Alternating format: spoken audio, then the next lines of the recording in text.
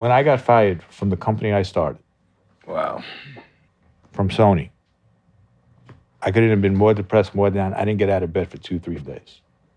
My wife at the time calls Heavy D. They were like brother and sister. Wow. Hev comes to the house with my dad, smacks me in the face. Not, wake up. Anybody smacks you, man. nah, just Damn. Let's smack this guy, yo. Nah, You got your hand or something. And he said, "You've been asking for this day for years." Because I was miserable being at Sony. Go in the shower, let's go to lunch. And he motivated me. The next day, I did a deal with Universal, started a new company. 2 weeks later, instead of feeling sorry for myself, I found an artist by the name of Akon.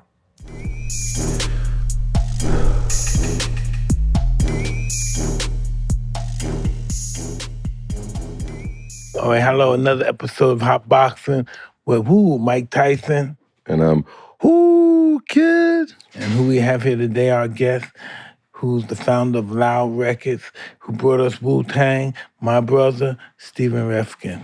What's up, Mike? What's going on, brother? How What's you doing, going on? man? Everything is amazing. Tell me, what you think about us having this brother here with us How long is today? this podcast going to be? Like 5 hours? This guy is like hip-hop. We're going to figure it out. We're going to have a good time. So tell us, man, how you get involved with this? How'd I get involved? Yeah, this music. I grew up in the music industry. My dad owned a label called Spring Records, which I was just telling Whoo Kid earlier, which put out the first rap record of all time. It was Sugar? No, it wasn't Sugar Hill Gang. It was Fatback Band, King Tim III. The record came out 2 months before Sugar So Hill that's Gang. technically the first hip-hop commercial song hip-hop ever. record ever. Really? Wow. I was in Spofford when I first heard it. Oh, It was on the really? radio. Everybody was, what is this? What was that? Yo, did you hear that? And then all day people, yo, did you hear that rap? Hip, dop, the hip, hop, hop. I got more cars and more girls in my home. And we couldn't put it in chronological order at that time. But we knew it was something special. Because everybody was in the bathroom going crazy. What was it? Yo, man, you heard that? You heard this? And that was the first time I ever heard hip hop. So do you remember BLS? Yeah. Right? The So- BLS, but you hear. Yeah. So with Frankie Cracker. So Oh, wow. I'm in the car. I grew up in Long Island. And they said, yeah, Fatback Band, new single. And I knew the Fatback Band was my dad's artist. And I was like, what type of record is this? I grew up in Long Island. And I said, Dad, I just heard this record, Fatback Band, but I don't know what type of record it was. He goes, yeah, it's called rap music. And I was like, all right. And it was in September, and then Sugar Hill came out like sometime in October, November. And the rest is history. Yeah, man. So tell them, what was that ride like, man? Talk to us about you. Talk to these people. So I grew up in Long Island. I was majorly dyslexic. What part of Long Island? Merrick, Long Island. So I was majorly dyslexic. I didn't know how to read or write till I was 14, 15 years old. So I was getting in trouble just looking for attention. I didn't need money. I grew up okay. And but I was robbing, stealing. And my grandfather, who was a pretty tough guy, moved down to Florida, and he called me. I was 18 years old, and he said, I need you to jump on a plane, Eastern Airlines, and I got to talk to you. And I'm saying to myself, and he was the only person, beside God, he's the only person I was ever truly scared of. Oh, wow. And I was like, what did I do? I know what I did, but I was like, how did he find out? And he says, 2 things are going to happen to you. You're going to end up dead or you're going to end up in jail. He goes, why don't you go work for your father? And I'm like, my father runs from me every time he sees me. He's like, there's nothing more. He goes, I'll talk to him. I'm like, that's it? He goes, yeah. So I'm like, all right. I go back to New York 2 weeks later. Look, there are no cell phones. There's no GPS. There's nothing, right? The house phone rings. He goes, pick me up. I'm landing at 3:30. And I pick him up at the airport 3:30. He goes, we're going into the city. And I'm saying to myself again, what did I do wrong? Like, in my mind. And we go straight to my dad's office, which was on 54th Street and 7th Avenue. And they explained to me what they want me to do.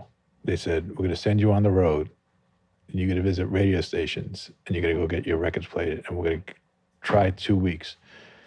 And my dad was partners with my uncle, his older brother, who had a huge temper. And he says, if you fuck up, screaming at the top of his lungs. God damn, that's really inspiration to really chill out.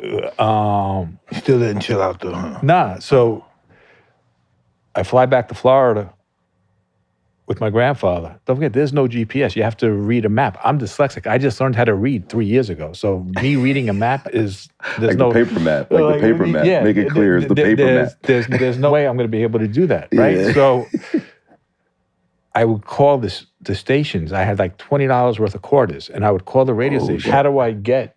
Forgot about those days. How would I get from, 99 Jams in Miami to JMH in Orlando? I'm just, whatever it was. And I would literally write the directions longhand. 2 weeks, I loved it so much, turned into 3.5 years, where I zigzagged across the country, visiting every radio station in the world. The issue was I was 18, and I was visiting people who were in their 40s, program directors, and I really didn't want to hang out with them. So I would go back to the colleges. Oh, wow. And I would go to the college radio stations. And from there, that's how I started putting the street team together. And we would talk music. We were all the same age. We talked music, sports, girls. It was never really about money. It was always about music, something like that, and just the passion. And I fell in love with it. And they said, it's time to come home. I'm like, nah, I'm staying on the road. Just keep on sending me records. Yeah, you just got turned out, huh? Yeah, and it kept me out of trouble, and it got me focused. So you indirectly created a blueprint for marketing without even because you did it first, so. Well, I own the name Street Team. So, and that's really, it was really just a form of grassroots. And, from there, I met a girl who lived she was from Brooklyn, but she moved out to LA. She was on head of the class. Oh, wow. I'm actually So You saw Mike, that Mike, that's where we met for the first time. Wow. Are you serious? So That is crazy. I dated Kimberly Russell, The other black girl. the other black girl, and my best friend was Brian Robbins. Wow. You have such an interesting life as well, huh? He was actually bigger back then too, right? You were like No, huge. I was as skinny as my son. I know. I was Really? getting ready to Yeah, say, I was as skinny as my son. I gained the weight when I got divorced. When you got to okay. So when I was with you, that's when you were like bigger, and then now you're back to normal. It's crazy, man. And what else? What was going on? So I moved out to LA. You didn't go to Russia with us. No, I'll tell you why. Why? Because it was a Jewish holiday, Okay. and okay. I had to go see my mom. Okay. I can dig it. But Russia was a good trip. But I have that picture of you and Brian sleeping with you guys with both passed. Yeah. Shit, that's history, right? Yeah. I don't even feel like that never even happened. Wow. That's crazy that you and Mike was in the beginnings of anything that had to do with rap or hip hop. Y'all both were when you guys were interviewing Bill, you were the hip hop champion. You were the first one, the first real athlete, period. Yeah. That really. You know how that happened? I used to, when I was upstairs in Catskill, and that's 125 miles from New York City north. So when I was up there training, after I finished training on the weekends, or else I had a fight, and after the fight was over, I would always come back to New York City. My friend would drop me off, and they would go where they had to go. So I would say, always let me off of Latin Quarter, because always the weekend I came to the city. And you couldn't wear the Jordan. Well, you could probably wear Jordans. Anybody who wore Jordans, they would get robbed. No, they would rob me like crazy. But listen, this is what I want to say. This is what I want to say about what he has said. What? So I'm in that place. Everybody comes up to everybody I know I was locked up with in Spofford and juvenile centers upstate. I was all locked up with these guys. So everybody's like, hey, Mike, what's up, Mike? So I would always go there alone. And I even could remember where, even in Brownsville, you went to a hip-hop bebop. That was wild. That was whack. That was trouble back then. That was all these crazy guys went to rap and hip-hop stuff. And they were right. Because all the people I knew there, I met them from being incarcerated as children and stuff. And so I saw that being an outlet. Once they see me start becoming kind of famous, had these big cars, these big houses, and they saw that stuff, and everybody started finding something to get on with. And that's what it's, that's what when I was in that institution, I saw Muhammad Ali. I said, wow, I want to be like him. And listen, these guys were making raps, and they were successful. You know, when I was 1988, who's the biggest rapper in the world? 86, say 86, 85. To me, I want to say it was Eric B. and Rakim. Well, listen, you say something like that. How much money you think they made in in New York City? A guy like me, back then I was making $18 million. So I'm doing whatever I want. And I don't have nobody got a chain on me and say, hey, Mike, come back. That's just a little bit too much. Mike, hey, Mike, come back, Mike. Let's save for the future. They said, but I didn't want to hear that. I don't want to put my money in no damn bank. You was like, wow, you crazy? I want it in my house. I want to just blow it all, every second of it. You know, I'm an extremist. Like he says he's dyslexic, I'm an extremist. I want to do it till I die. Wow. You know, that's just the way I am. It's all out. Do it all for the day. All out. All out. Sheesh. All out. But he gave the stamp. You gave a lot of stamps out there. Like by you physically being at these events or these locations, like you stamped No, listen, they stamped me as well. Okay. You know, one hand washed the other. But you didn't hide behind anybody. So I mean, that's what made, to me. Well, that's who the hip hop guys were. Yeah, but that's what made you a great champion, right? You know, it's like a few years ago, I took my kids on vacation to the Bahamas, right? And at the cabana next to us was Magic, right? So Magic touched every kid that came to say hello, take a picture. The only time that he ever really wanted to be left alone when he was having lunch with his wife, Cookie. Otherwise, he touched whoever asked to be touched, you know, and spoke to. Smile, take a picture, come to the basketball court, you know. And that, to me, was part of your personality that made you just so great. Forget about, you know, the athleticness. I'm just talking about you as a person, which was incredible. I don't know. Fortunately, it comes with the job, you know. But I like to think, this is what I would like to think. I would like to think we were just street guys, and that's where the respect came from. We were all criminals, we're robbers, we stick up, we're burglars. Some of us are murderers, but we're everything. But we all know each other. That's just what it is. So, wow. Crazy. Yeah, it is. Some guys you may think are animals, they're my best friend. Wow. Just the way it is. It is. I mean, you know, the one thing my dad and my grandfather always taught me is you treat a person how you want to treat you, yeah. And how they treat you, right? So you could be a serial killer, but at the end of the day, if you're treating me with respect and honor, I'm gonna treat you the same way. Oh yeah, I like that too. But I have a long list of people I hung out with. People think I'm an animal.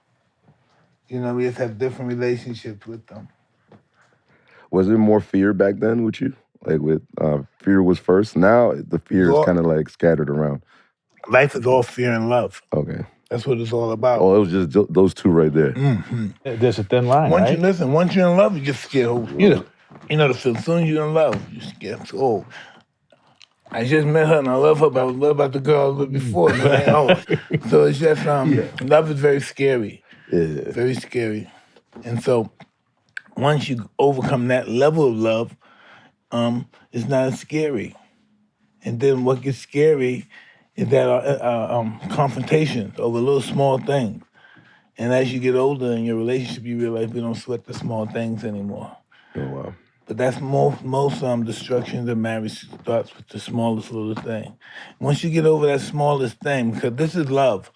When you first meet your wife and you get married, love, passion, all day, all love. Can't fix it, can't stop passion.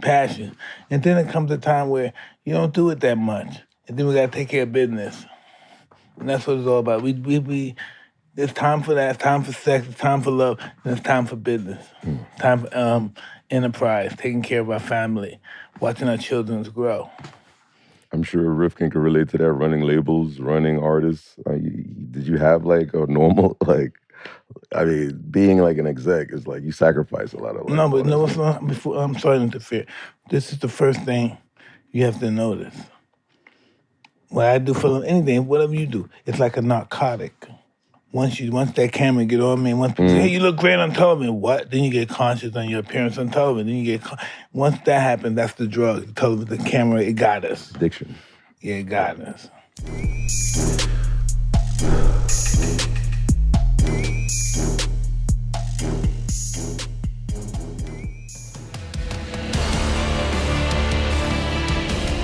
You got a phone, right? Then you should be playing Raid, Shadow Legends. Otherwise, you're missing out. Raid is also available on PC as well as mobile. Raid's got something extra special happening now. They've released a legendary champion based off MMA and pro wrestling legend Ronda Rousey, the Ronda Rousey, as well as taking on dragons and ice golems at her bare fists. Ronda's backstory is pretty cool, taking some inspiration from her background in combat sports. You can get Ronda for free right now, whether you're new or a long-time player, just by logging into Raid. All you got to do is log in and play Raid for 7 days between now to February 20th, and Ronda's yours. That's all there is to do. To celebrate Ronda's arrival, you can use the promo code Raid Ronda to get a bunch of useful in-game items to help level her up. Just enter the promo code in-game and all the goodies will be sent straight to your inbox. And to kick off the new year, there's a fresh Raid update with a bunch of new features, man, including a new season of the Forge Pass for all your artificers, the Plarium Points program where you can earn in-game goodies. That was a good word, Plarium. I know. Including a legendary champion and more. Speaking of champions, Mike, there's a whole batch of cool new ones coming this month as well. I can't wait to try them all out, man. I just can't wait.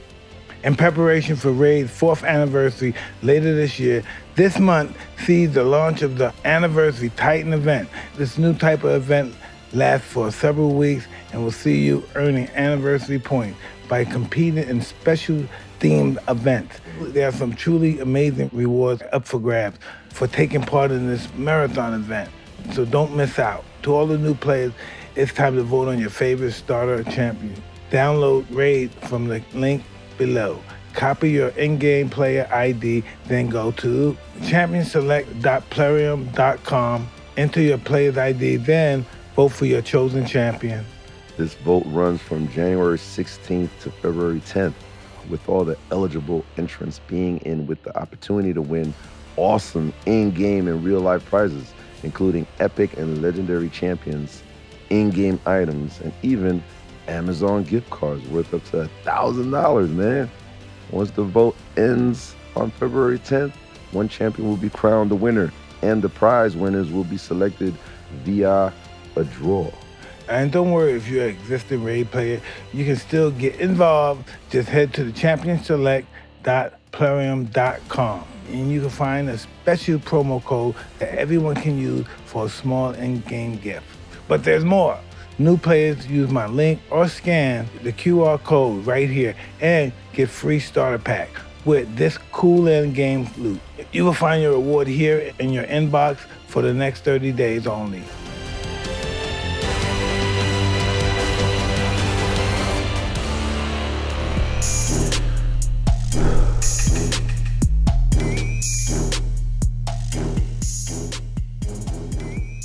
I mean, having a first hit record, you know, you winning the championship, me having my first gold record, Wow. right? I mean, And then when you go out, people feeling you, right? You get addicted to it. I mean, it was like, I had Wu-Tang's first album released, 36 Chambers. It was at Webster Hall, and I don't know, I used to have hair down to here. Yeah, there. And, you know, the next night, you know, there was a Stretch Armstrong's DJing at a party, and I met the mother. She ended up being my wife, but also the mother of my children. Oh, wow. I mean, and she was, you know, a top model, supermodel, and it is an addiction. I mean, having some form of success is worse than crack. Yeah. Because to me, they don't teach you. Well, they might teach you in college. I didn't go to college, and I didn't know how to read or write. So nobody said, this is what you got to do with this, that, or whatever. And I was stubborn where I didn't listen. Like I said, I was petrified of my grandfather, and my father and uncle never really sat down and spoke to me because they didn't want to deal with me. And they ran businesses like back then that's similar to what you were doing. That's crazy. I mean, they owned a company called Spring Records. So That's crazy. I mean, my dad discovered James Brown. Yeah. I mean, I just showed you the video. Wow. They didn't want to. They didn't want to like Huh? give you like any like blueprint or any like ways of like. Nah, the only blueprint that my dad really said is you treat people how you want to be treated, and if they treat you funny, you move on. That's crazy. So everything you got was first. Every like impulse was like you selling like going gold is or platinum or whatever. You were like. You got everything first. Everybody's getting it now, and then everybody's like, whatever I did, I sold 1 million, and whatever, I'm cool. Or you guys sell like 10 million now, or diamonds, you like. But back then, you'd had the core initial innocence of hip hop, like. Yeah, I mean, like everybody was chasing, as everybody was going right and trying to chase radio, I was going left and chasing the streets. Right? I have a corny saying, the streets don't lie, right? So it doesn't matter what street you're on. You could be on 125th Street or Rodeo Drive. Whatever your foundation and base is, it is. And how many times have you read a review about a movie or a restaurant that the restaurant is saying, oh, the food is the best food in the world and the food's garbage, or it's the worst restaurant in the world and the food's amazing. The movie Shawshank Redemption, one of my favorite movies. That movie was dead on arrival. Wow. It got killed in the reviews. 3 years later, it came back, and to me, it's one of my top 5 favorite movies of all time. I mean, you and Mike take chances in a lot of things in life. Like a lot of the artists you signed, you took a lot of chances. Like people were not. People were like, "Leave doing The bigger the chance, the bigger the reward. Like Mobb Deep, and Mos Def, and all, like how did you like believe in those guys? Like now we look at numbers, we look at stats, streaming, and that really don't really like account to like success. I mean, streaming you could look at, but everything else to me is bull, right? Wow. To me, you still got to touch. You still got to feel it. You still got to smell it, right? So with Mob, it was like I knew I needed a follow-up, something that could go hand in hand with Wu. So and Prodigy was in the hospital. He was sick of cell. So Av comes to the meeting, and they went to the bathroom to smoke. And this is like, in the fire with the smoke, the water, from the ceiling coming, right? So I guess they must have smoked a blunt in the bathroom. And we were in RCA's offices. Alarm goes off and like everything like that. And I was like, all right, these guys, I mean, it was like, it was a funny scenario, but from there, like my 2 A&R guys at the time, I felt nobody was better. I mean, Matty C, who discovered Biggie. Yeah, that's right. And Scott Free. Scott Free, wow. Right? So they said, we got to sign the guys. And we signed it, and we didn't put out a record until we felt the record was right. Don't forget, Shook Ones Part 2, there was a Shook Ones Part 1. Yeah, original one, yeah. Right? Which did okay, but we brought it right back in. They said, something needs to change. Have one back into the lab, and that's when Shook Ones Part 2 came out. When that song came out, Mike, the violence was crazy out there. When Shook Ones dropped, that was one of those records that when they came out of the club, man, it's like shootouts. That was a beat he used to battle somebody. Yeah. He didn't battle them on it. He didn't battle on it. Yeah, that's right. But, he should have battled on that one. That's the track he should have battled people on. Even right now, I see some. It's all a real dollar business. I just don't know how Steve handled all the street elements of what comes with signing those kind of artists. I don't know. You have the people who's familiar with the streets on your team. But he had artists that had real street going on. Like, how did you balance that? Did you have to call the enemies? Did you have to you're the mediator, so you were cool back then. You were the cool guy. I mean, listen, when the whole East Coast, West Coast stuff, like Pac was my roommate. What? Like, on his first album, we lived together. Like, we would go on the road Thursday, Friday, Saturday, Sunday. He was living up in the Bay, but Interscope he wasn't signed to Death Row at the time. He was signed to Interscope through a guy by the name of Adrian Gregory. So he would stay with me. Wow. So when the whole East Coast, West Coast thing was really going on, I'm at House of Blues one day. I got a bald head. I get smacked in the head. So, right? What? So, Right? So you don't know if it's a friendly smack or if it's like a real smack. And I look, and it's him. And he goes, "You don't say hello? Man, I don't know where I stand with you." He goes, "You tell those two guys, man, I'm just trying to be relevant." So he wasn't really beefing. I mean, you knew him much better than I did. The guy had a heart of gold. Well, I was getting ready to say that when you said he was remember, they must have been an awesome guy. Getting ready to say that. I mean, he had a heart of gold. He really did. Like, I had an office no bigger than this table, my first office, right? He would come to the office every single day, every time we were in town, and he would help me pack records. Wow. And he would sign the letters himself. Like the wax, he'll put it in the Yeah, we would be there, yeah. In all actuality, Pac is the kind of guy, if you say, "Oh man, you're a beautiful guy," he might shoot you. You know, he always wanted to be a tough guy. He wants to everybody know him as a tough guy. I'm a boss. He always, and that's a fear factor too. You know, want to be a tough guy. Nobody mess with me. Better watch us to break the knee. You know, because it's come from being insecure as a child. That's why I always had a low self-esteem but a big ego. Mm-hmm. It came from fear. It came from people taking my shit. You know, the kid beating you. Somebody took it, Mike? Oh, man. Come on, man. Oh, Mike Tyson got bullied. Listen, bullied. Oh, man. I would come home. You didn't even look like a kid. I would come home probably with no shoes someday, no coat after they finished. Take my hat and everything. Oh, God. Was it like adults fighting? And once I learned how to fight, then I started fighting adults. I was bigger than the kids, but I was just afraid, scared to death to fight. What relationship you had with Pac? Was it like personal too, or it was more I'll tell like... you, we have time, so I'll tell you how this happened. One day, Magic Johnson was having he used to have his summer fest parties. And he was having it on Sunset in the Palladium.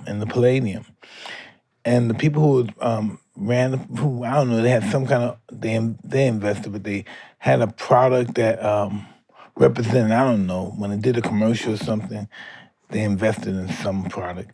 But they were mad that they didn't get the recognition or something. I forgot the guy. These guys always do events.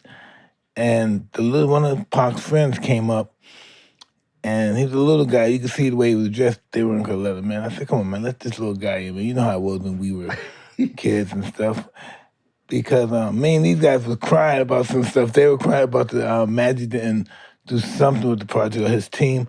And I was crying because I think my girlfriend or my wife, somebody left me. I know somebody left me. We were all mad.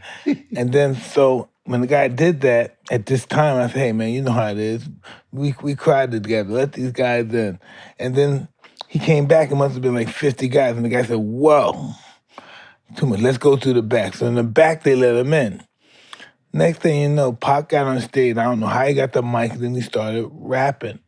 And everybody went crazy. They loved his performance. And everybody just came rubbing his head, holding him. He was smiling, had the biggest smile in the world. He just lit the place up. Then, maybe 3 months later, I'm in prison in Indiana. Next thing I know, his mother writes and said, "Is it possible my son said he met you and you got him in a club and he wants to come visit you?" I said, "Sure." And then he came to visit me in prison. Once he came to the visiting room, the people lost their mind. Wow. White guys, everybody started pouring on crazy. And then he got on the table. We went outside for the visit. I said, "Come down right now, please. Come down right now." Because the guy he's talking about all these, because you know how Pac, he's running, all of them, "Don't worry, this and that." And I'm like, "Hey, can you please get down right now? Get down." Because we're in prison. I said, "Get down." So everybody loved him. The guard, everybody loved him. Soon they came in and started playing, "Yo, Pac." And yo, it's crazy. Yo. He was just this guy that had this light, but some of his energy was misdirected. You know, he could have been he is such a monster. Every time I go to another country, Africa, no matter where, Spain, they say, what was Tupac like? Every place, especially on my side of America. Mm-hmm. You know, very few people ask me that unless they're kids. But everywhere, even now, so what was it like being with Tupac? What was he like? What was he like? All over the world. But I said this too. Hip hop helped me as well. I would never have been like I am now if it wasn't for hip hop. No way. You had personals. I mean, he was living with you. To me, he was. Like? I mean, he had a heart of gold. Wow. Like, That's why I say he just wanted to be a tough guy. He wanted to look at him as a tough Was he guy. like creating breakfast for you in the morning? no, he wasn't. I was up early, but he would when he would wake up. Don't forget there were no cell phones yet, so he would call the office. He goes, "What time you need me in the office today? Like, what do we need to do? Like, this is on the first So album." you indirectly had Tupac as your intern, like kind of like an Nah, intern, I looked at it as like That's crazy. Yo. they paid me in those days. They paid me a lot of money, and like as I keep on saying, you treat people how you want to be treated, right? So, and that's and then my thing is, I'm a sports junkie, right? And then especially a basketball junkie, and my whole thing was if I could take one kid off the street and turn their life around, Oh yeah. then I did my job. So that's really where I am now. But like I said, we never had, like when he smacked me that time, that it was a love thing. Like I haven't seen him. He went away. I sent him a letter or two, and then the whole East Coast West Coast thing, and I was the only one who was allowed to go. I had offices on both coasts, so I had the Alcoholics and Exhibit. What? Out here.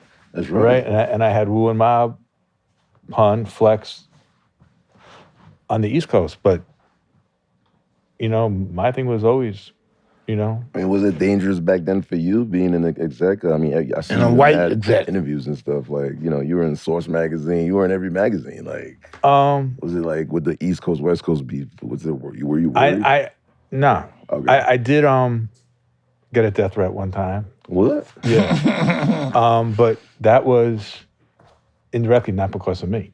Okay. And that had nothing to do with East Coast, West Coast. I gave you a label deal. I give you a $500,000 signing advance. You sign Mike. You owe Mike $200,000 out of the $500,000 I give you. Yeah. You buy a house. I know where this is going. And he goes, "Where's my money?" Yeah. Rifkind has your money. I have no idea who Mike even is. Mike is the one that's threatening us. Right? He shot up the house. So I didn't do it. No.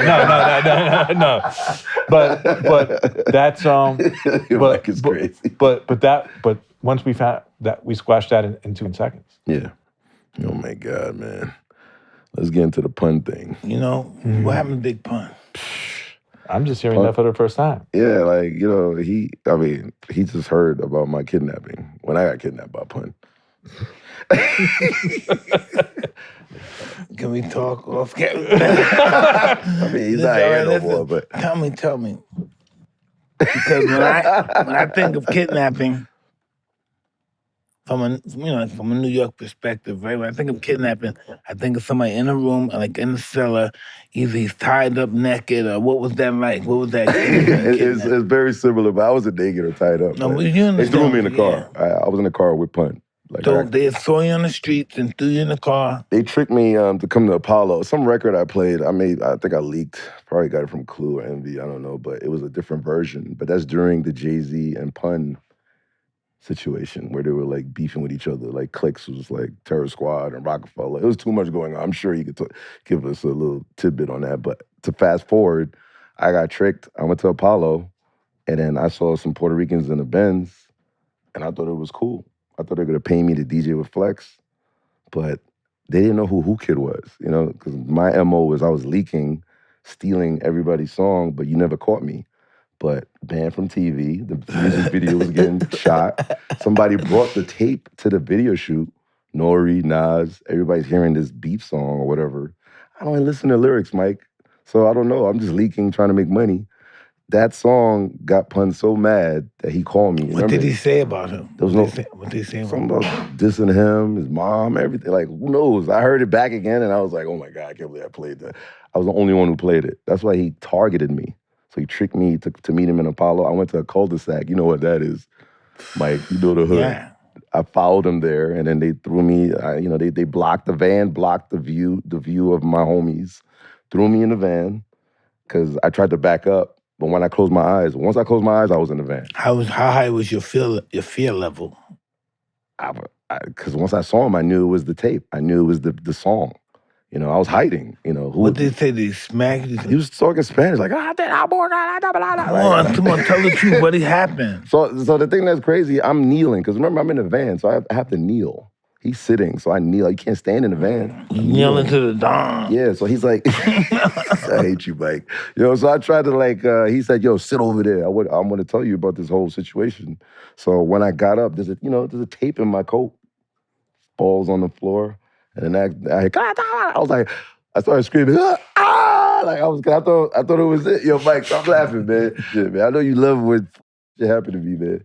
But he was very cool with it. He knew that I have no, I don't know what the hell was going on. He was like, obviously you don't know what's going on, but this is what's going on.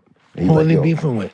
Jay-Z and them? It was like the whole Rockefeller, that club situation, and I'm sure Rifkind had to All right, so listen. verify all. Let's let Rifkind talk about that. You know what I'm saying? Let Rifkind not talk about it.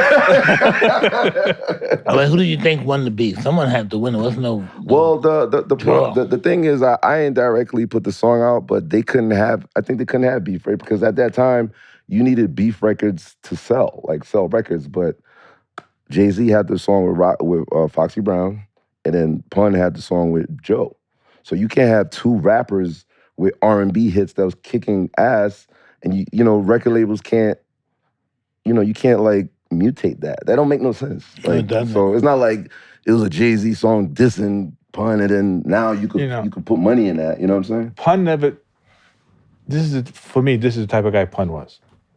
Still not a player's out, and he's getting show money. Yeah, that's exactly right. So he comes back with the most beautiful Cuban link bracelet, right? And I'm like, man, that's some bracelet. Show money. We were just talking about how much he was getting a show, and I think he was getting $20,000 a pop in those days. Back in those days. Is crazy. In those days you could do 3 shows a night, especially in New York, right? So I was like that. He goes, man, I'm going to get you one if we go gold. I'm like, Pun, we're shipping gold. Stop it. Oh, snap. He goes, I go, we're shipping $1 million. And I don't want one. He goes, if we do $2 million, I'm like, I'm going to get you a bracelet. I said, Pun, we're going to do at least $3 to $4 million. Stop it, and I don't want it. He goes, whatever. So we agree on a number on $3 million. Wow. A year comes by, and one of not my A&R, but one of my marketing guys comes. He goes, Pun wants to come and talk about the second record. I'm like, does Joe know? He goes, no, he was signed to Joe. Mm-hmm. He goes, Joe's coming. Joe's going to be in the meeting. I'm like, as long as Joe knows, and they were brothers, and I would never if I spoke to Pun just to see how he was feeling, I would always call Joe and say, Joe, I just spoke to Pun, see how, that's how I'm always just transparent with everybody that I'm in business with. So Pun comes, and he gained more weight than he did. And he sits down. And I said, man, you're full of shit. He goes, what do you mean? I said, you said you were going to get me a bracelet at $3 million. I'm literally around. Yeah. And we're closing in on 4. And where's my bracelet? He takes out a box and he throws it at me. And it's the bracelet with my name on it. What? So, and that was our relationship. It was just always you give your word, Oh, yeah. It's your word. I've never seen him scream. I've never seen him, I've had some laugh. He did a joke on me one time. It almost killed me. Oh, you were I thought, no, I came, he introduced me to Remy. Oh, wow. Right? So, he's redoing his house, or he just bought a house, but he was staying at the White Plains Hotel. I think the plaza in the White Plains. And I go to his room, doors open, and he's acting like he's dead. Oh, hell no. Right? What? And it literally almost killed me. Until I was like, man, I started screaming somebody called 911, somebody called 911. And he's still going through with it. And until he just starts laughing. He goes, man, you really love me. You really love me. I'm like, that's crazy. Your label was very on some close relationship type. Almost everybody. Yeah, because listen, to this day, have you ever had a manager before? Somewhat. You have, right? Yeah. What's that? A manager, or, Yeah. At the end of the day, you need the artist or your client to be happy and to understand what's going on. right? So because if you say, hey, Mike, I need you to go to Atlanta and go to V103 and see Greg Street, you know, and if you're about the label or about me or whatever, you know what I'm saying? It's just, to me, it's about transparency and saying, all right, this is why we got to go to V103 and see Greg or this, that, or, you know, and I'll tell you, because I won't fight over money. I had a group called Dead Prez who right? But 30 years later, we're great now. You know, they were just system. Oh, okay.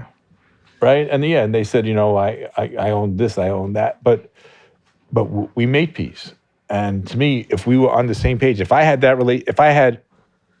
relationship that I had with RZA, Ray, and Meth and Ghost, that I had with Stick and M1 in those days, they would have been the biggest group I ever had in my life. Yeah, that record, man. I mean, 50 Cent did that freestyle over. Yeah. Hip hop, man. Yeah, that's a huge record, man. But I guess there was issues back then that kind of like made and this is what I wanted to talk about. What percentage of the artists will be able to retire after they finish, retire successfully financially after they finish?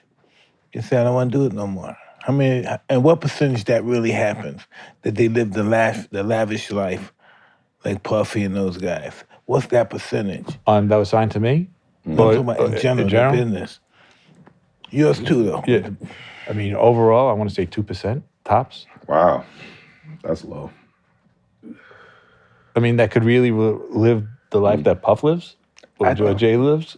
I think it's the same way in fighting too, matter of fact. And not only fighting, I think in all sports, right? Even acting or just... We're all trying to reach that level, that ceiling that they started for us. That's what it is, you know. Yeah, you're right. That's low.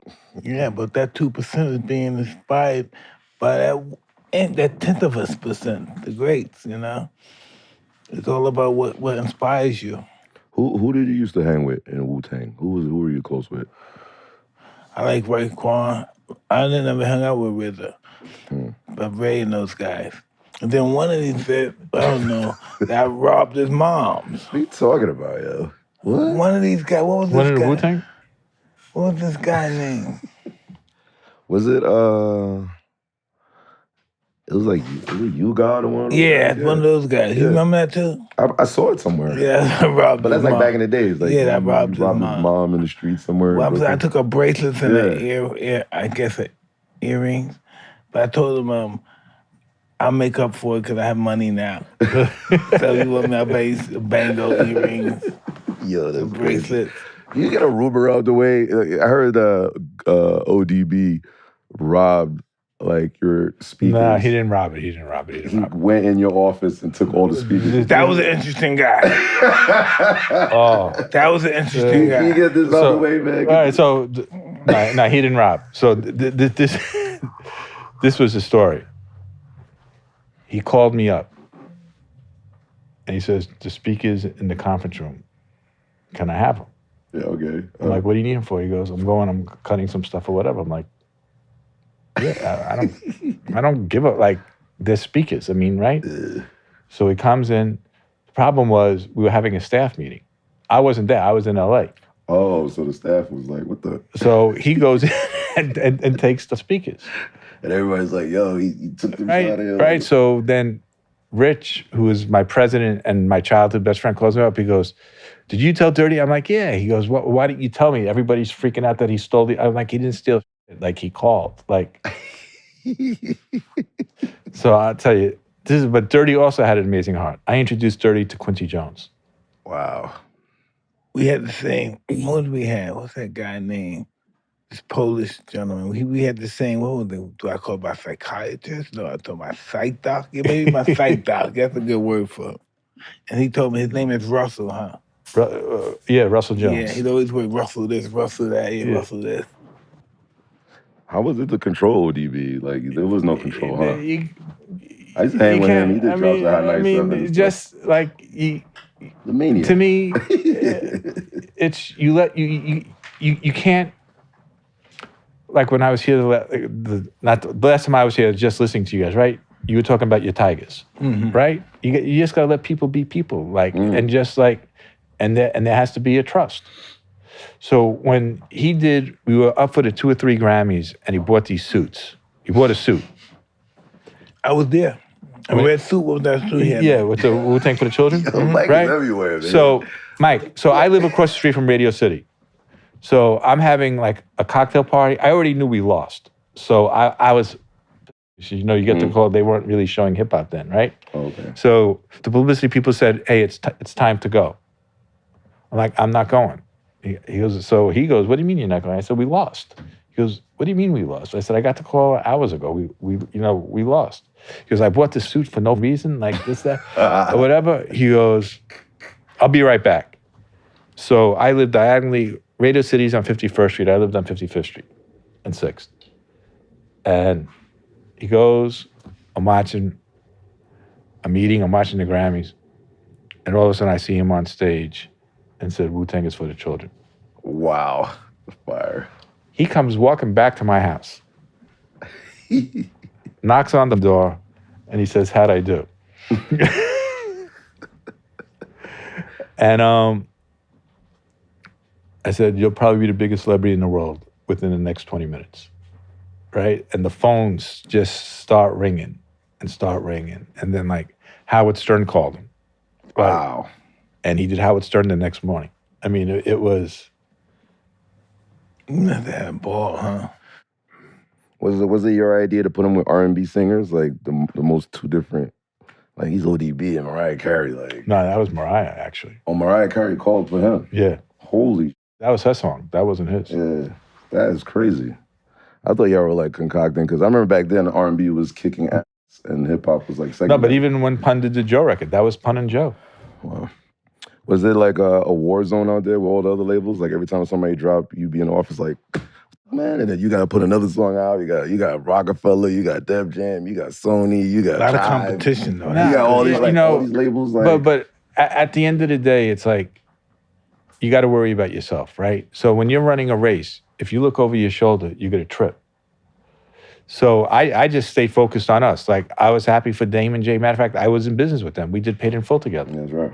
Wow. So at the end of the day, I just focused on us being the best label that we could possibly be and sign the best artists that we could possibly have. I was happy for Jay. Leor, there were times, I would want to smack him. Mm-hmm. But otherwise, Russell, my dad gave Russell his first record deal. Wow. With Jimmy Spice, $1 Bill, y'all. So I've known Russell since I'm 17 years old. So when it was a thug. Huh? When it was a thug, huh? Tough thug. Who, Russell? Yeah. That was never him. I know. No, but listen, no. I remember, listen, if you would know, Russell never looked like that all the time. I listen, when the 80s, he didn't look like that. He had the rough beard. And the balls were looking tough, got the hat on. Chain smoking. Got the big, tough black guy with him. Oh, yeah, he used to have some big goons with him all the time. He had Kenny. Yeah. That's his cousin, right? Yeah. It's funny we're talking about looks. In the Wu-Tang TV show, why they made you look nerdy? Like, you were like the guy that was swagged out back in the days. You always had all the ill gear. Like, you almost looked Puerto Rican. Like, why they make you look like that? I don't know. Nerdy white dude. I had a conversation with her. I wasn't really worried how I looked. Yeah. I was more upset on how they portrayed my dad. Oh, okay. Yeah. Tell me about that. If you met my dad, like, when you could see somebody's eyes, like, he could kill you with his eyes. Oh, wow. Like, he doesn't have... Menacing. He never raised his voice. He never did this. It was always, like, pointing a finger here, doing this, that, or whatever. And my dad had a pass in every city you ever went to. So, but they portrayed him as this, like, if you thought that I look corny... They defied him, like, worse than that? Like, yeah. Cornier? Like, what? Yeah. Like an accountant. Oh, hell no. Your father? Yeah. So that, and I just lost him at the time, too. So I was really upset. Oh, man. So you were furious. I know RZA was trying to do a favor by putting him in there. Yeah. But... The wrong writers was right. Yeah. And nobody knew him. Yeah. I don't know if you're ready. Are you ready to tell these people about your father, your family yet? Hey, don't do it if it's not cool yet. I mean, James Brown is enough for me. I never knew this. That's insane. my dad knew some. My dad and my uncle and my grandfather knew some pretty powerful people. You interviewed one of them. I told you one time. Mike Fanchese. Wow. So I talked to him 2 days ago. Yeah, of course, Mike. Mike is gangster. yeah, nah. So Michael's dad, who to me was probably the most powerful Italian beside Lucky Luciano, Oh, wow. was best friends with my grandfather. Grew up with my grandfather. Wow. So they were. By any chance, can we hear your grandfather's name or something? My grandfather's name was Harry. Right, And Harry. you know what? No, and his nickname was One Punch Harry. Really? Yeah. Okay. One Punch Harry, y'all. You being a kid at that time, like, how was the interaction? You were really away, just getting in trouble and steering clear? My grandfather taught me this. Every time he could be at my house and I could see him 10 times. I would have to kiss him hello and kiss him goodbye. Oh. Every time I saw him.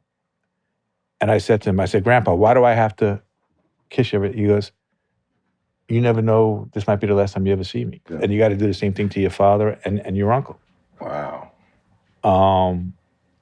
They just came from a different school of respect. Like, they respected the world. But if you crossed them, it was crazy. I found out a few months ago, the movie The Bronx Tale, when they shut the club down. Yeah. With the bike. Yeah. I didn't realize my grandfather was in there, my father was in there, like in the real. Yeah, the real deal. Yeah, and Michael's father was in there. Have you met Michael before? Yeah, Michael. I looked at him as always. He's older than me, but I looked up to him as his big bro. I never saw a guy, that young, driving a Mercedes. And like I said, I've always just looked at people for how they treated me. I was told the most gangster in the world is changing your life around. And I texted that to him. Michael did a movie called Nights of the City, and it was supposed to be a breakdance movie. So he hired me to do the soundtrack as a soundtrack supervisor. So Russell brings in Curtis Blow. This is 90. When did Fat Boys come out? 90. No, not 90. No, 80s. 87? 85. Really? 84. Early, well, yeah. you know what they were called before the Fat Boys? No, what was it? Disco 3. That Boys is better. So Love them too, man. So Curtis brought the Fat Boys up to the office, and they're doing the Snake on the Floor. Oh, no, hell no. Right? And so Michael was there, and like, Michael had an eye for talent. Like, he goes, I got to put them in the movie. And He did. And they were in the movie with Curtis. Because Curtis discovered the Fat Boys. That's crazy. Fat boy, Yeah. we're down by law. I'm gonna eat it down there. Did that lead to Disorderlies and all the other movies they did? Like, Yeah, well, it started, but it really jump-started their career because they were still, when the Fat Boys, they were called the Disco 3 when we put them in the movie. Then they changed the name to the Fat Boys. man. And then Crush Groove came, and that scene where they're czars or something, that just took them to a whole different level. I love the Fat Boys too. Those were the guys I saw performing in Latin quarters and stuff like that. And they had that song, Can You Melly Mel and those guys. Yeah. Melly Mel, Rocks the Bell. Fast forward to like the current times. When did you first meet Kanye? Like, I'm sure everybody has a Kanye initial first meeting story, like the producer Kanye. Kanye did hip-hop. Back then, like, Nah, he produced. He was a producer. yeah, that's what I'm saying. Yeah. Give us the. So I didn't know. I only met Kanye really 5 years ago. Really? Yeah. So we never because I let Maddie free, and then Chauncey came and let them do the A&R stuff. You never heard me hang out in the studio. Oh yeah. I don't ever even see Nah, to the studio. I would stay at the office till 9, 10 o'clock at night. There was a strip club called VIP. I would hang out there. That's downtown, right? Yeah, 21st Street.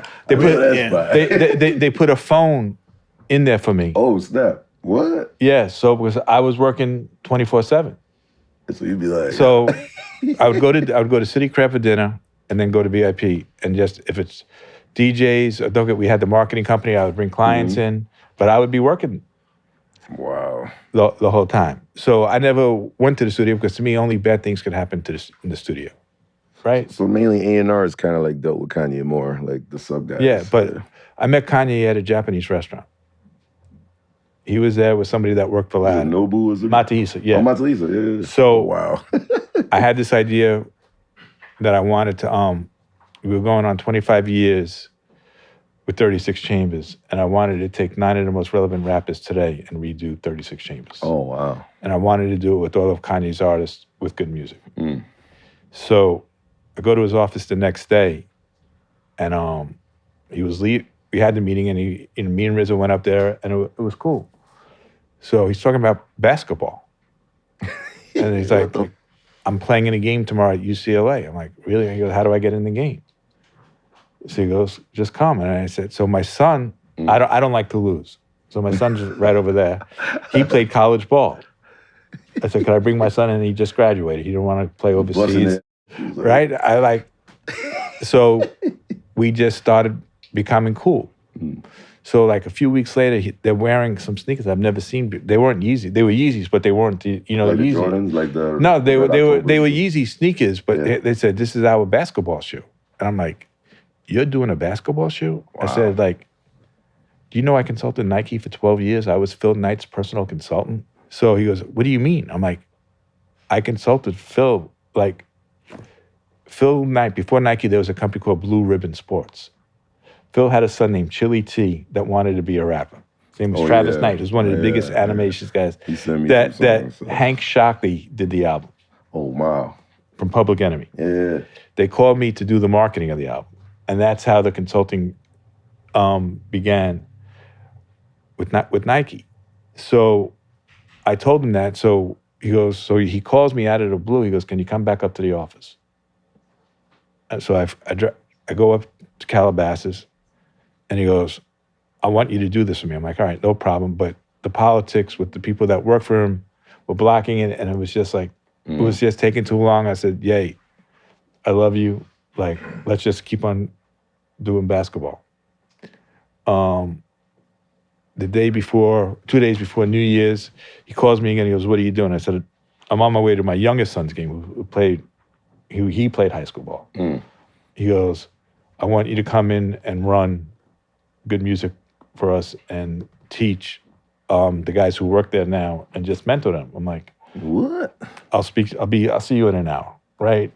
And we worked something out, but I didn't know if it was real or not, who was gonna block it until New Year's Eve morning comes. He goes, what are you doing tonight? I said, nothing, Nag, I'm gonna be with the kids. He goes, why don't you and the kids come up to the house for New Year's? And what I'm saying was less people at the house than there were here right now. And it was literally just family. Wow. So I said, all right, it's real. And then that's how that started our relationship. Crazy, man. And it was my first time working ever since the heart attack, but I stopped working. I'm in the nigga at my show. I was doing one of those Mike Tyson shows, Undisputed and him, 50 and a couple of those guys. Then we went backstage and took pictures. So it's like you got the rapper one or the producer one or? No, he's just Kanye's just who he is. Okay. You know? Doesn't talk to me, it's cool, that's who he is. How was that experience walking into, good old Nori and Drink Champs? So, you were in that movie, you were in what? What you were just saying? Oh, no, he's in Drink Champs. I got twisted for a minute. Oh. Well, I was on Drink Champs too. And what Nori's doing?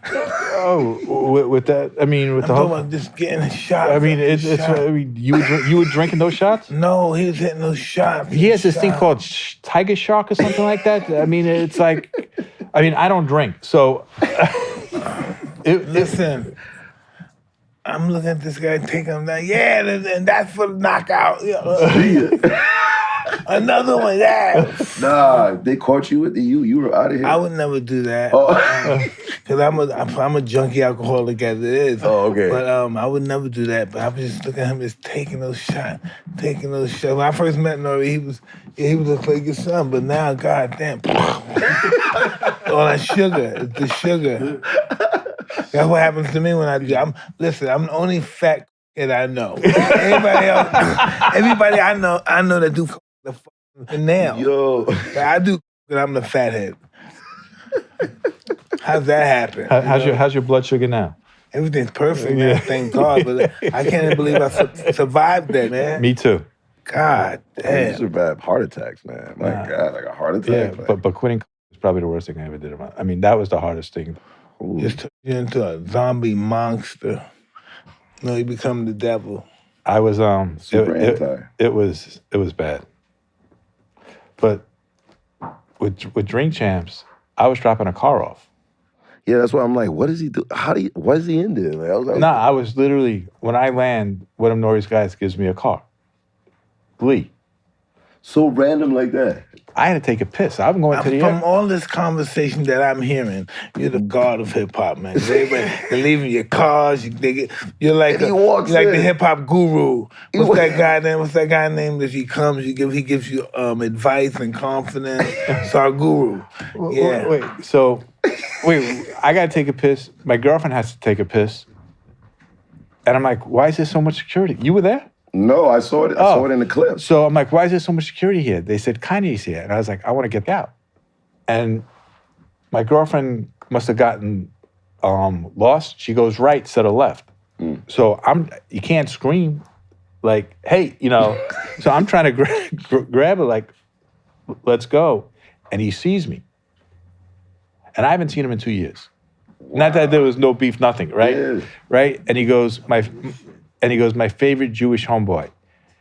And I was like, and this is when and I was like, his rant. He was going through his rant stage. Right. And you came right up. And I was like, if you play nice, you'll have the world in the palm of your hands. Mm-hmm. But is he gonna play nice? So this is the thing. So whoever he's mad at,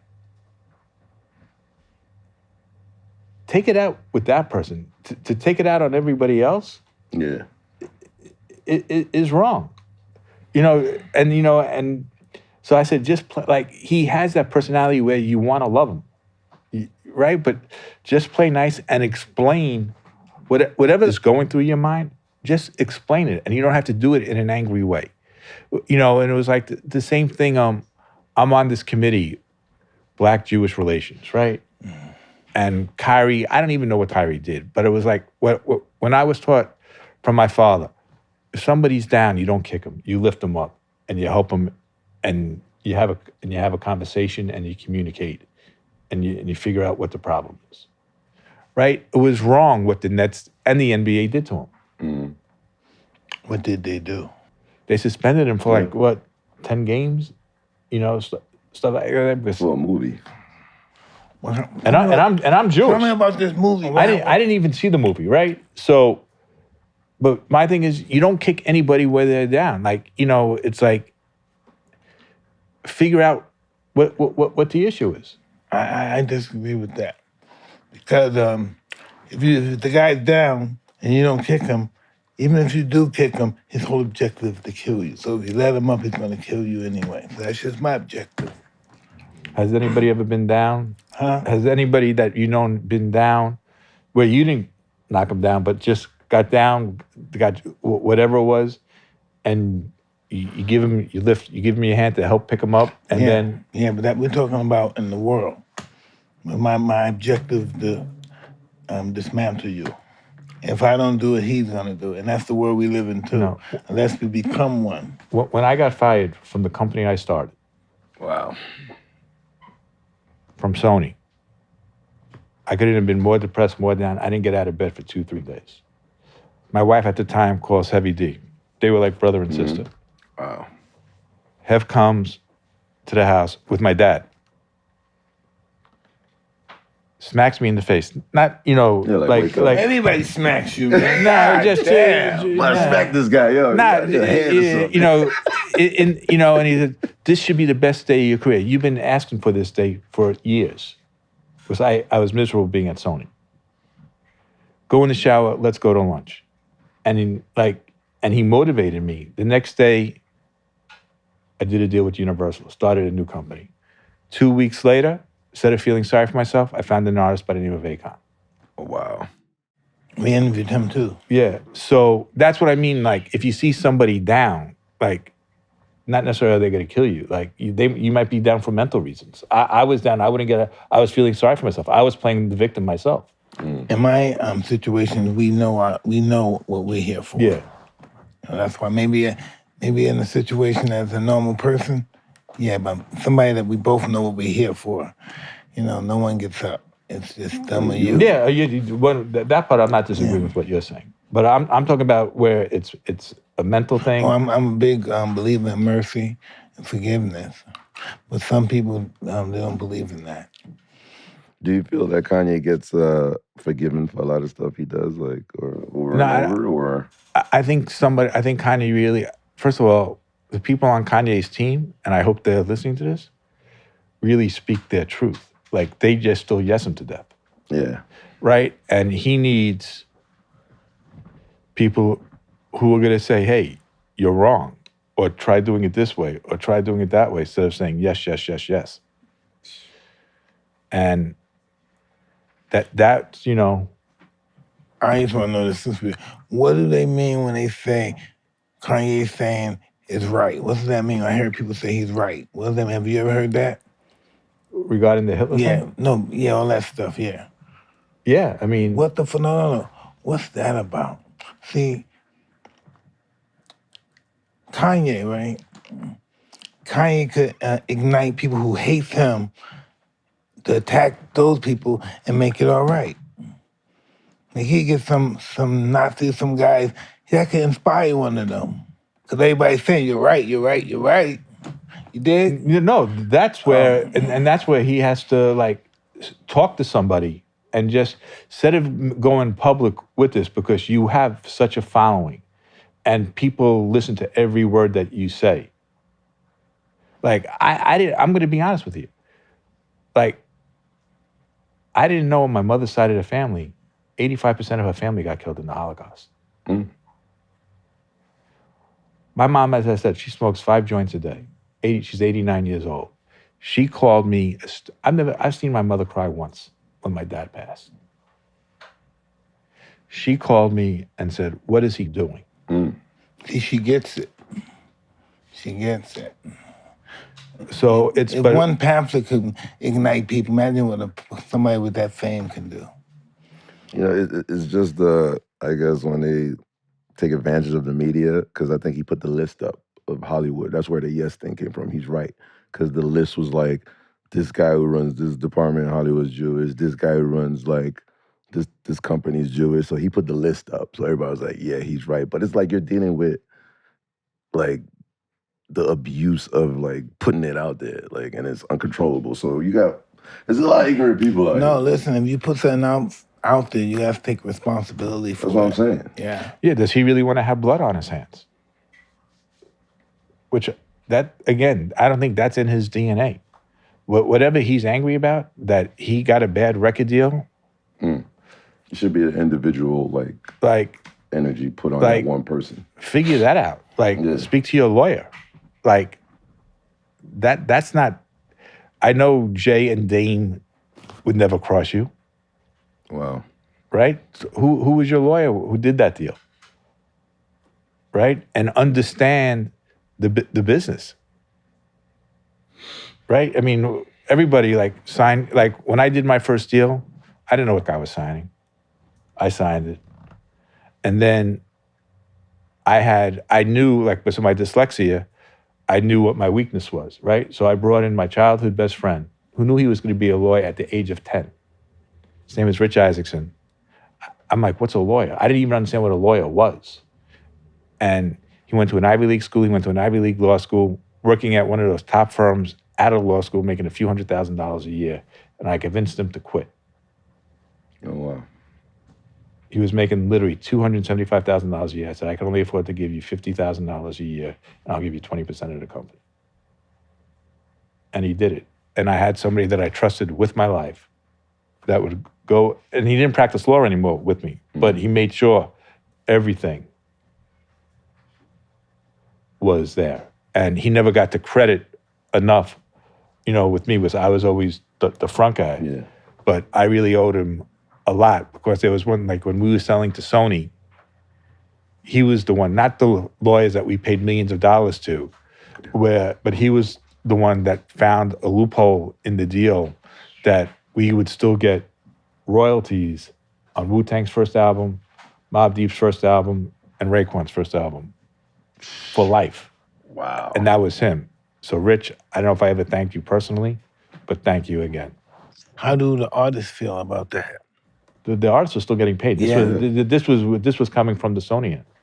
Yeah, that was pretty cool. Yeah.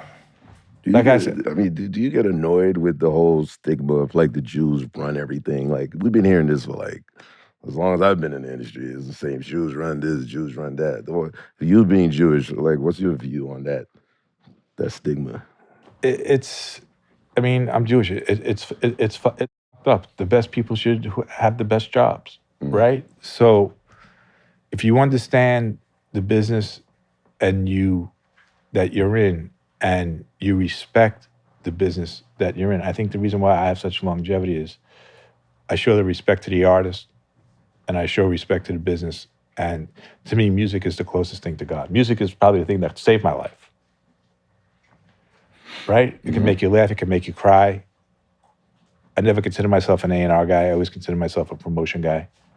So that's really, where I come from. So it should be the best person that has the best job. I mean, who's qualified for the best job. Exactly. You think you met your biggest fear by having your heart attack? What's your biggest fear? Having my heart attack, my two biggest fears in life were having a heart attack and tearing my Achilles. Ooh. And I did both. I died 3 times. Hey, tell us a little bit about that. I see him over here shaking his head. What's that mean? I mean, I was just talking about it. I mean, I'm pointing. What happened? I'm pointing to my son. Did you see that? I was living here, but I was also living at my ex-wife's guest house in Boca. Okay. How'd that happen? Tell me how that works out. Show me. I paid her rent for the guest house. I respect that. He was a senior. I keep on pointing to him, but my son Alex was a senior in high school, and I said he ended up playing college ball. And Hey, this your boy right here, right? right, yeah. Oh, what you mean you keep missing? Who you pointing at? Well, you can't see him on camera, so I'm just pointing to him. That's it right there. The homie right there. So it was Christmas Eve, and me, him, and my youngest son were playing basketball. And I couldn't breathe. I wasn't having chest pains. I was having back pains. Oh, wow. And I walk into the house, and his mom was setting up Christmas dinner for the next day. And I'm like, something's the matter. She goes, just take a shower and go to sleep. And I walk into the guest house. I call 911. I take a Xanax, maybe think about having a panic attack. Took a shower. The ambulance came. And we were talking about it earlier, thinking that all my vitals were fine. They said, no, we got to take you in right now. And I flatlined in the ambulance. And then I flatlined 2 other times in the hospital. And then I got a battery in my side that just keeps my heart going. And then when I finally came through, that breathing tube, I ripped it out. And I screwed up my whole larynx. I couldn't talk for like 5 months. Yeah. So, and I didn't know how severe the heart attack was. That was my first time ever in the hospital. I was in St. Paul's telling everybody, I saw, hey, hey, man, see Steve Rifkind, he was my complex. He lived in my complex at the time. Yeah, and they all said, wow, how's he doing? Is he okay? And so in my mind, I'm saying, something must have happened for everybody keeps saying, is he okay? How's he look? I'm saying, he looks good to me. So that's why I was trying to get that out of you when last time we was on the phone. Elicit it from you. I'll be in Boca tomorrow. We'll be there in 3 days. We live in the same circumference. Yeah. Not far from each other. That's crazy. Like 10 houses Oh, away. that's right. You moved out there. So how's life over there? It's good? You love it? The weather? I love Perfect. it because we went there for my kids. Okay. This is the less we smoked weed on any show we ever been on. know. But He's a good guy. Boca's boring though. Yeah, listen. It's flat. It's boring. I don't see it being boring because everybody from Brooklyn is up there, you know? Everybody from Brooklyn, people I know from my childhood and school. What the? Yeah, everybody in Brooklyn's up there. In Boca? Yeah, Miami, Fort Lauderdale, Yeah. Boca, everybody's Brooklyn. So life now, obviously your children is where you see happiness. Is there anything else? Like, you know? Yeah, man. We just started a new label. Named it. We took my dad's old name. Oh, wow. And I can't make the announcement yet. I wanted to do it here, but You just did. not the label. The high he's getting contact from your weed. Nah. So there's I love. we're doing something major, not the label. Okay. August 19th and 20th in Atlantic City. Oh, wow. So it's gonna be Loud Records again? The name of the label is called Spring Records, which was my dad's label. So this is called Spring Sound. But we're doing something really, really special to celebrate the 50 years of hip hop in Atlantic City. Hey, did your grandfather ever talk about Luciano? Lucky? Yeah. Yeah. They all grew up. They all grew up together. That is Did he like The Maya? Italian and the Jews, you mean they were one. They used to fight all the time. They always fought though, but that's how he met Maya Lansky and Bugsy through the book. His book. I read his book. They were trying to rob Maya and Bugsy got them. Bugsy got them laid. He was the man with the women. He was the little girl. He was the sex symbol. Yeah. The He was a Mac. moisturizer? No, for real, Bugsy Siegel was the man as kids. What? Yeah, he was the man with the women.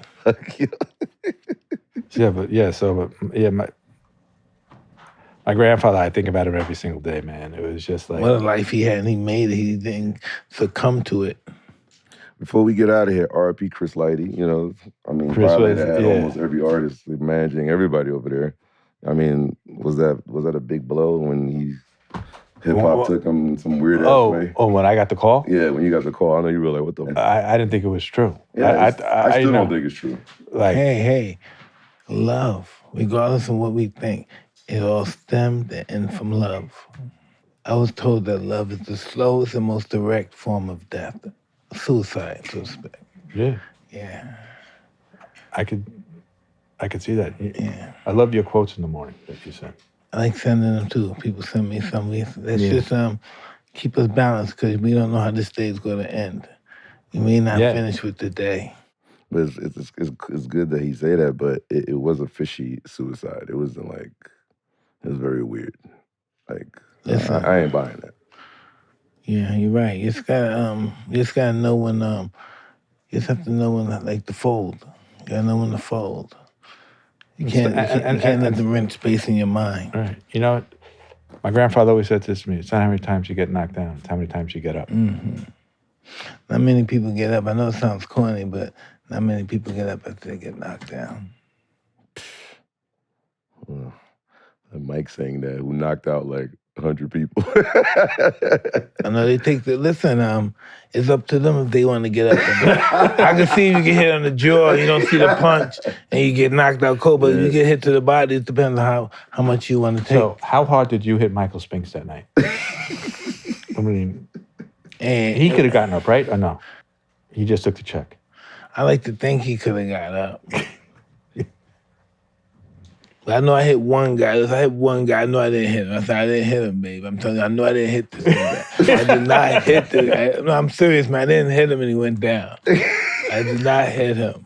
You mentally scared him? No, listen, he had a heart attack before I had that. No, when he would walk into the ring, I would be just watching it on TV. I'd be like, holy shit. Are you one of those guys that paid like 10 G's to be in the front and you go take a piss? No, I wouldn't do that. I would prefer just watching it on TV so you could keep on watching it over and over again. Yeah. You blink, it's over.